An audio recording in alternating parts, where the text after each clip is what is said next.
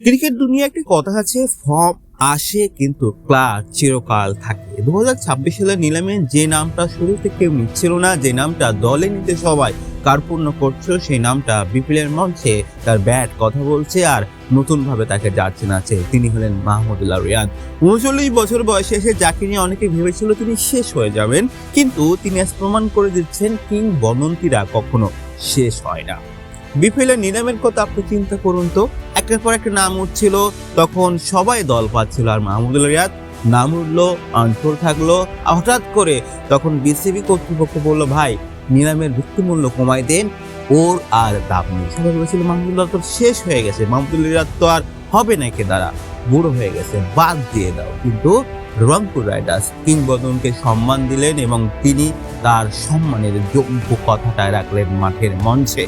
সব ক্যাটাগরি এবং শেষ হওয়ার মধ্যে রংপুর রাইডার্স শেষ মুহূর্তে মাহমুদুল্লাহকে দলে ভিড়িয়েছিল। এটা ভাগ্যের দাগ ছিল না, এটা কিংবদন্তির সম্মান দেওয়া ছিল। আর মাঠে নেমে প্রথম ম্যাচে একটু ফিসকে গেল, এক রান করতে পারলেন না, তখন আবার সমালোচনা, কেন রংপুর, কেন তাকে নিল, কেন বড় রংপুর মাহমুদুল্লাহকে নিল। সব মিলে তিনি কিন্তু লাস্টে প্রমাণ করে দিয়েছেন তিনি কেন বাংলাদেশের সেরা সফল ফিনিশার। 3 ম্যাচ ব্যাট করেছেন, 3 ম্যাচে কিন্তু মাহমুদুল্লাহ রিয়াদ রংপুর রাইডার্সকে জয় লাভ করেছেন, 2টা ম্যাচ ম্যান অফ দ্য হয়েছেন। লাস্ট ম্যাচে 19 বলে 30 রান ইনিংস খেলেছেন। এটা সত্যিকার অর্থে একটা মহাকাব্যিক কথা বলতে। একটা ম্যাচে তো 50 করলেন, একটা ম্যাচে তো 41 বলে 51 করলেন। দুর্দান্ত একটা মাহমুদুল্লাহ রিয়াদ। চলতি মৌসুমে মাহমুদুল্লাহ রিয়াদের গড় হচ্ছে 58, চিন্তা করতে পারছেন। Strike rate 143.20 plus. So undoubtedly Mahmudullah তার কেরিয়ারের সেরা ফর্মটা বলছেন। তাদের কোচ অর্থাৎ ব্যাটিং কোচ মোহাম্মদ আশরাফুল বাংলাদেশের একটা সময়ের লিভিং লিজেন্ড বলেন। গত বছর তিনি বলছেন যে এই বছর মাহমুদুল্লাহ রিয়াদ যেভাবে ব্যাট করছেন, লাস্ট 4 বছর হয়েছে মাহমুদুল্লাহ তার সেরা ব্যাটিংটা করছেন।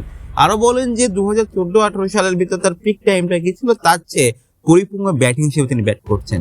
একটা কথা বলাই যেতে পারে, 39 বছর বয়সে মাহমুদুল্লাহ সবচেয়ে জিনিসটা যেটা গুরুত্ব দিচ্ছে, মানসিক প্রস্তুতি, ফিটনেস আর নিয়মিত জিম। দেখেন, বয়স কখনো ম্যাটার করে না। আপনি যদি আপনার সেরাটা দেওয়ার জন্য প্রস্তুত থাকেন, আপনি যদি আপনার লড়াইটা দেওয়ার জন্য সুস্থ থাকার মনোভাব রাখেন, তাহলেই সকল সমালোচককে আপনি মুখ্য জবাব দিতে পারবেন। তাই আশরাফুল বলেন, কিংবদন্তি ব্যাটসম্যান ব্যাটিংয়ে অনুসরণ লাগে না, তাদের সবচেয়ে বড় শক্তি হলো মস্তিষ্ক। আমরা সেই কথাই বলতে চাই।